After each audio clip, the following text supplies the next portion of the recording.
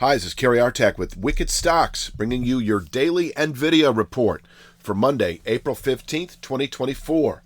Once again, this is the first daily NVIDIA report. It will be an indefinite daily report series on our free YouTube channel for weeks, months to come.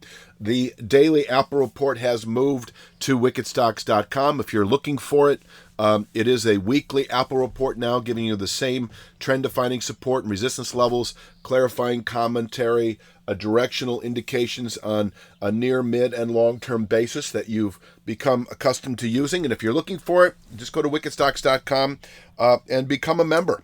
You get a 5-day free trial up front, so you'll be able to see this week's Apple report if you like for free, and if you don't like everything that you do see, which I think you probably will like everything that you see, daily triple Q, daily SPY, so forth and so on. You might just stick around. But anyway, if you're looking for the Apple report, go to wickedstocks.com. So here we are with the NVIDIA report. I'm going to click through, a series of charts. The weekly chart you can see here. And we've done some NVIDIA analysis as individual stock picks. We do 2 a week, individual stock picks on wickedstocks.com. NVIDIA has been a subject probably, a half a dozen times, I'm guessing, over the last couple of years. There was, if you're aware, a significant buy signal. If you've been a wickedstocks.com subscriber, you know the buy signal that we pointed to about a year ago, when we settled above this 405.20 channel top. That set up our initial target, and in fact our complete target was the full channel extension that is now at 665.15. But then we took that out, and in fact that held about a couple of months ago, and now we're sort of in this sort of, I call it a vertical hyperbolic no man's land of where is she going? Where is this stock going? At least for right now, we've settled into this two-sided congestive framework that is defined. In fact, I think it's probably better that we show it on the daily chart. So I'm going to zoom into the daily chart and show those very same formations. And you can see our base of support that we actually tested. That was Tuesday of last week, 827.81.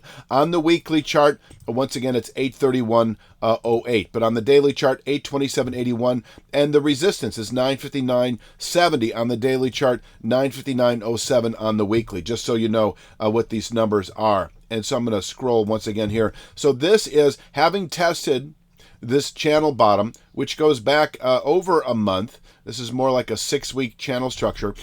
We'd mentioned how, and if you were watching the daily Apple report, you know exactly what we're talking about, that after having tested channel support, channel resistance is sort of calling the market, if you will. I do consider it a 2 to 3 week likelihood, maybe sooner, that we will push into the 959 handle, 959.07 to 959.70, where we can tap out on a weekly basis. We could continue trading in here for the next few weeks. If we close today, for instance, and I'm not expecting it, but if we did close below 827.81, I think that does set up a mid-660s 2 to 3 week downside objective, where we could actually bottom out, by that point in time through the month of May and come off again. But until then, 827.81 preceded by 831.08 is a solid zone to buy into. And, if you're an options trader, for instance, if we're slipping back into the upper 820s, which I'm not anticipating once again, but I'll get to that in a moment, you could consider reaching for, 955, 960 strike out of the money calls that don't expire. I would go at least a month out, probably more like 6-8 week expiration on that. This is a 2 to 3 week play. And that is kind of our near to midterm outlook. Now, we also last week, that was Thursday, pushed through and closed above a descending channel top. That is 864.61. I just have that as a minor point. I'm using speed lines right now for our price points. I think, the 859.83 level, if tested today, and it can contain session weakness. You see over here to the right, that is a level that can contain daily selling pressures. And in fact, above which 916.83. Now that's the daily speed line. I will show you also that we have a 5/8 Fibonacci level up there. Sorry about the chart work. They're not lining up perfectly today. So this says a lot. We'll stick with this chart for just a little bit. I'd already mentioned how the descending 1/3 speed line at 859.83 can contain session weakness.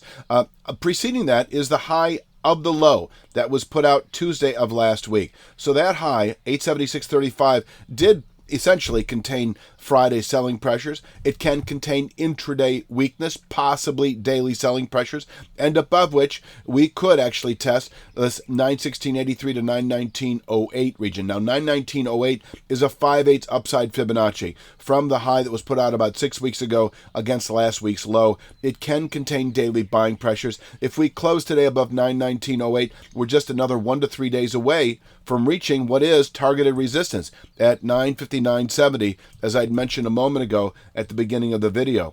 So yes, closing above 919.08 does set up a 959.70, a 1 to 3 day target where we can top out on a weekly basis. And if settled above, this is our upside objective. If we, over the next week or so, close above 959.70, I don't know, do we have this properly illustrated? Oh, yes, here it is.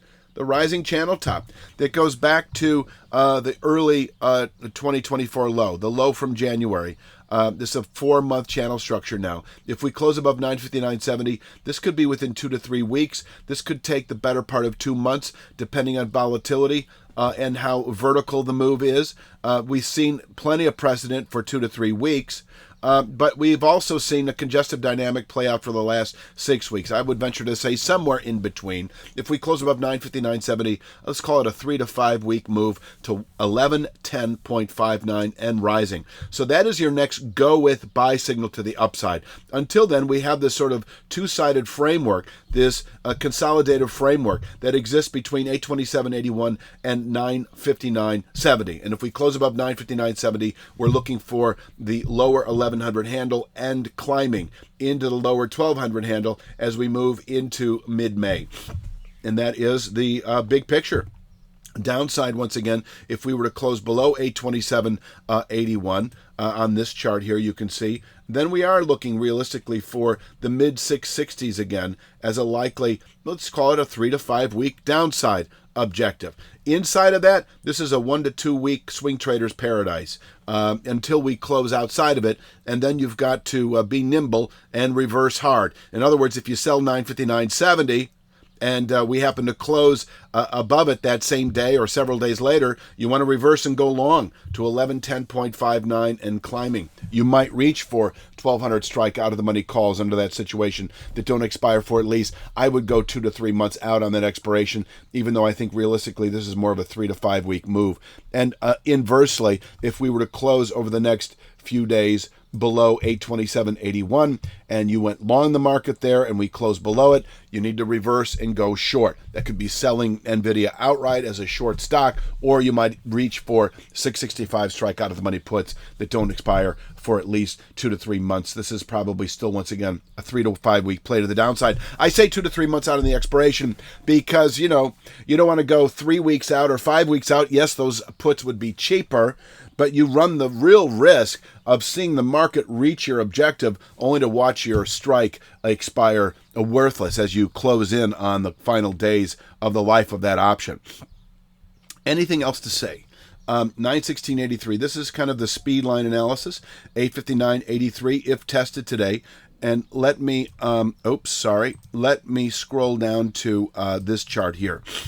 Once again, 876.35, the high of the low from last Tuesday, able to contain intraday weakness, and if we break or open below 876.35, this 1/3 speed line at 859.83 in reach and able to contain daily selling pressures, and once tested, we can, within several days, 3 to 5 days, rally up to the 919.08 5/8 Fibonacci. There's also the speed line at 916.83. It's kind of like pick your point. If we close today, once again, above 919.08, then we should, within 2 to 3 days, as I mentioned earlier, reach the 959.70 level.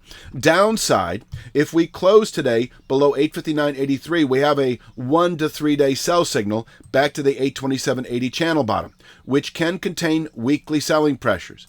And you can see here it's a 3-star support, and the top is 3-star resistance, meaning weekly containment. I'm not assuming it's going to be multi-week, but it may well be, as it's already sort of performed that way. But if we close below 827.81, I see no good reason to be long NVIDIA as we continue through April and into May trade. The mid 660s expected. So don't be long NVIDIA if your time horizon is, say, 3 to 5 weeks out and we close below 827.81. Until then, you can bottom pick away at 827.81 on the 1 to 2, 2 to 3 week time frame, because we could continue rotating throughout this structure for the next few weeks. I think I've said it all. Please click like, share, subscribe. Check out wickedstocks.com. If you're looking for Apple analysis, go to wickedstocks.com. I'll be back tomorrow, of course, with Tuesday's NVIDIA report. You have a great day.